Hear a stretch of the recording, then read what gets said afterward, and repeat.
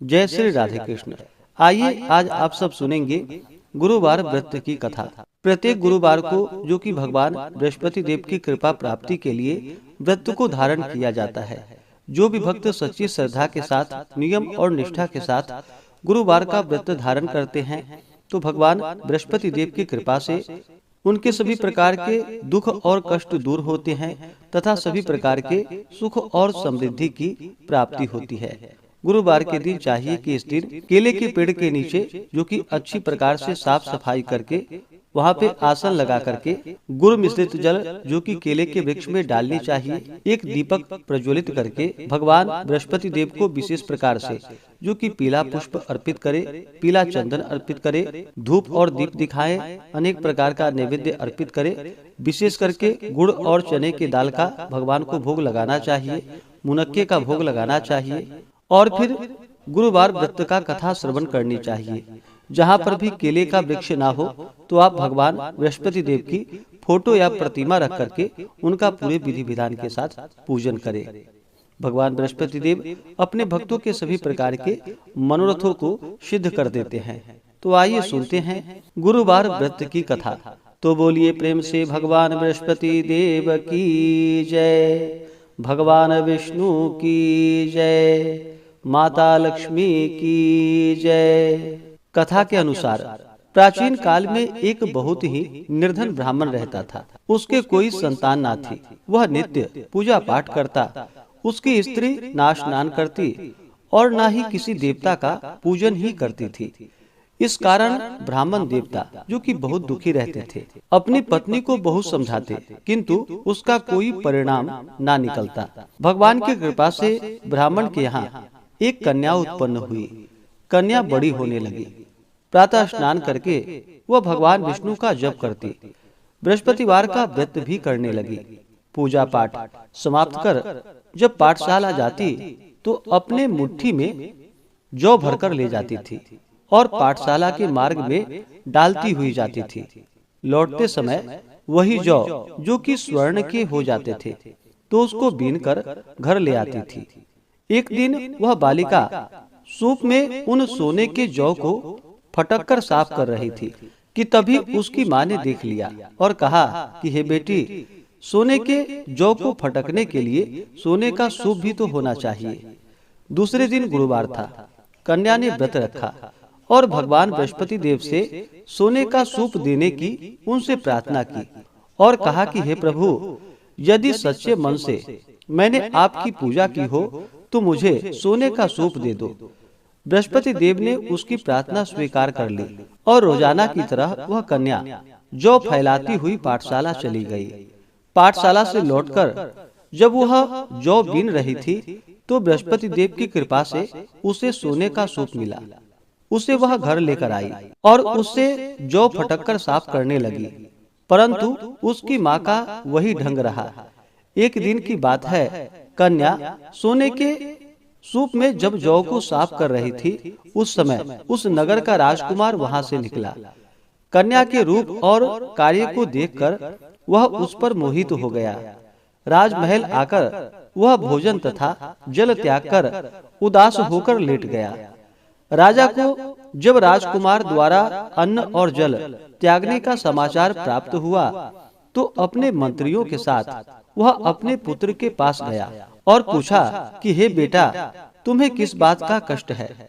किसी ने तुम्हारा अपमान तो नहीं किया अथवा कोई और कारण है? मुझे बतलाओ, मैं वही कार्य करूंगा जिससे तुम्हें प्रसन्नता की प्राप्ति हो सके। अपने पिता की बातें सुनकर राजकुमार बोला कि हे पिताजी, मुझे किसी बात का दुख नहीं है। किसी ने मेरा अपमान भी नहीं किया है, परंतु मैं उस लड़की के साथ विवाह करना चाहता हूँ जो लड़की सोने के सूप में जौ को फटक कर साफ कर रही थी। राजकुमार ने राजा को उस लड़की के घर का पता भी बता दिया। मंत्री राजा के कहने पर उस लड़की के घर गया। मंत्री ने ब्राह्मण के समक्ष राजा की ओर से निवेदन किया और फिर कुछ ही दिनों के बाद ब्राह्मण की कन्या का विवाह राजकुमार के साथ संपन्न हो गया। और फिर क्या था, कन्या के घर से जाते ही ब्राह्मण के घर में पहले की भांति गरीबी का निवास हो गया। एक दिन दुखी होकर ब्राह्मण अपनी पुत्री से मिलने के लिए गया। बेटी ने पिता की अवस्था को देखा और अपनी माँ का हाल पूछा। ब्राह्मण ने सभी हाल कह सुनाया। कन्या ने बहुत सा धन देकर अपने पिता को वहां से विदा कर दिया, लेकिन कुछ ही दिनों के बाद फिर वही हाल हो गया।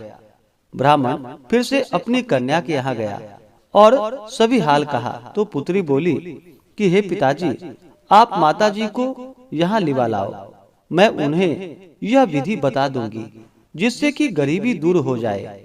ब्राह्मण देवता अपनी स्त्री को साथ लेकर अपनी पुत्री के पास राजमहल पहुँचे तो पुत्री अपनी माँ को समझाने लगी कि हे माँ, तुम प्रातः काल स्नान आदि करके विष्णु भगवान का पूजन करो और बृहस्पतिवार का व्रत करो तो तुम्हारी सभी दरिद्रताएं दूर हो जाएंगी। परंतु उसकी माँ ने उसकी एक भी बात नहीं मानी।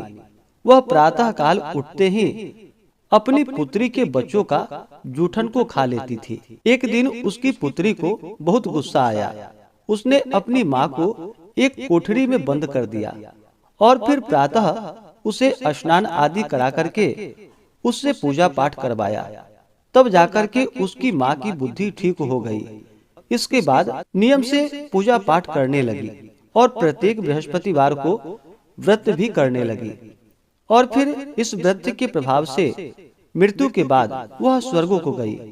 वह ब्राह्मण भी सुख पूर्वक इस लोक का सुख भोग कर अंत में स्वर्ग को प्राप्त हुआ। बृहस्पति देव सभी कामनाएं पूर्ण करते हैं। जो सद्भावना पूर्वक बृहस्पतिवार का व्रत करते हैं एवं कथा पढ़ते हैं अथवा सुनते हैं और दूसरों को भी सुनाते हैं, बृहस्पति देव उनकी सभी मनोकामनाएं पूर्ण करते हैं और उनकी सदैव रक्षा करते हैं।